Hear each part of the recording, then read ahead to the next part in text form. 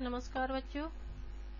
इससे पहले आपने ज्ञानाश्रय शाखा का वीडियो देखा था।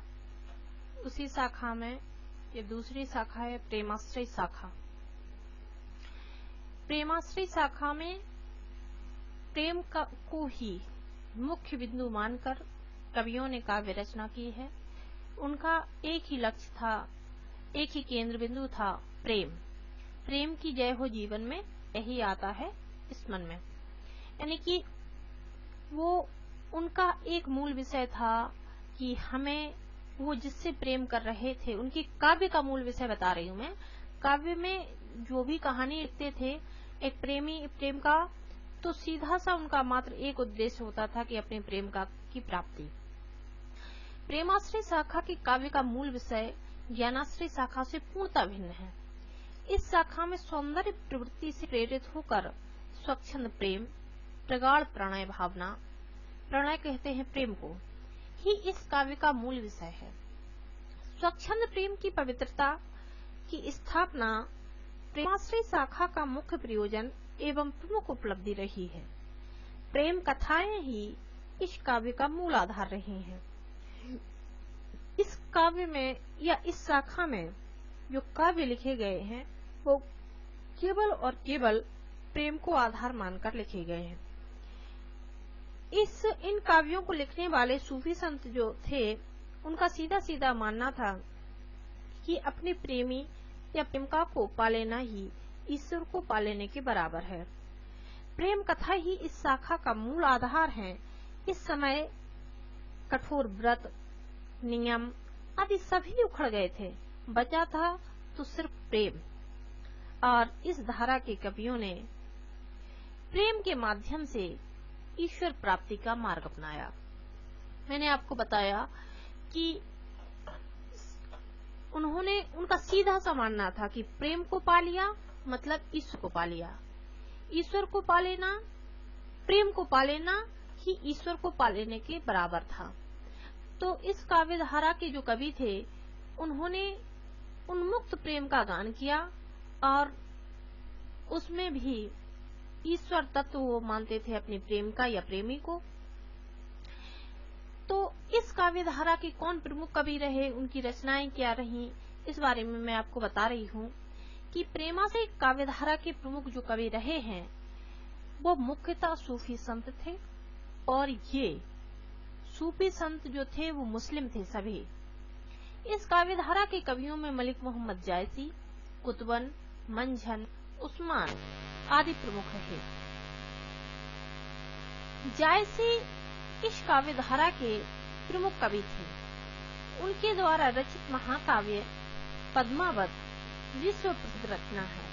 उन्होंने माना है कि प्रेम में ईश्वरत्व होता है और उसके माध्यम से हमें ईश्वर की प्राप्ति हो जाती है। उनका सीधा सा मानना था कि प्रेम को पा लेना ईश्वर को पा लेने के बराबर है। इस काव्य धारा के प्रमुख कवि और उनकी रचनाएं, तो जैसे कि मैंने आपको बताया कि इस काव्य धारा में मंझन, उस्मान, शेख नबी इत्यादि जो मुस्लिम कवि थे और ये सूफी संत भी थे, उनमें सबसे ज्यादा प्रमुख हैं मलिक मोहम्मद जायसी। मलिक मोहम्मद जायसी ने पद्मावत, अखरावट, आखिरी कलाम, इसमें पद्मावत इनका महाकाव्य है। मंझन ने मधुमालती, उस्मान ने चित्रावली, शेख नबी ने ज्ञानदीप, कासिम साय ने हंस जवाहिर की प्रमुख रचनाएं लिखी और इन सब का आधार प्रेम ही है। इसलिए इस शाखा को प्रेमाश्रय शाखा यानी कि प्रेम से आश्रित होने वाली शाखा नाम दिया गया, इसलिए इसे कहा गया प्रेमाश्रय शाखा। प्रेमाश्रय शाखा की प्रमुख प्रवृत्तियां क्या रही?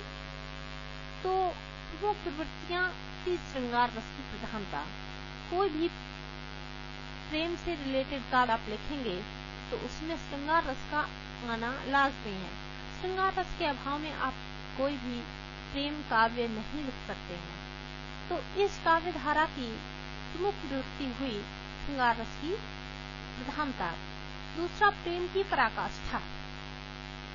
प्रेम की पराकाष्ठा में इस काव्यधारा के कवियों ने जो काव्य रचनाएं की हैं, उनमें प्रेम का इतना उन्नत रूप दिखाया है, इतना उन्नत कि प्रेमी अपनी प्रेमिका को पा लेने के लिए किसी भी हद तक जा सकता था। तो इसमें प्रेम की पराकाष्ठा भी इस शाखा की प्रमुख वृत्ति रही है। भाषा, अवधि और यत्र तत्र ब्रज का प्रयोग, मुख्यतः ये जो भाषा थी वो अवधि थी। मलिक मोहम्मद जायसी ने जो अपना पद्मावत लिखा है वो मूलतः अवधि भाषा में ही है।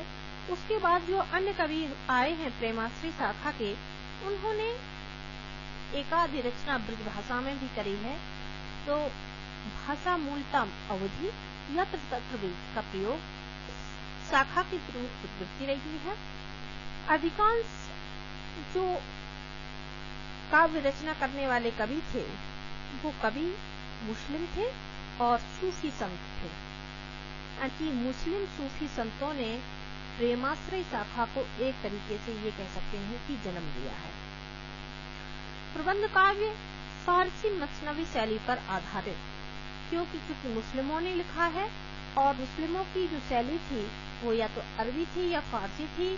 तो फारसी की जो मसनवी शैली थी, ये जितने भी काव्य प्रेमाश्रय शाखा के लिखे गए ये मूलतः मसनवी शैली पर ही आधारित है। तो आपने प्रेमाश्रय शाखा की प्रवृत्तियां जानी, प्रमुख कवि, उनकी रचनाएं, प्रेमाश्रय शाखा के प्रमुख कवि, उनमें जायसी का स्थान।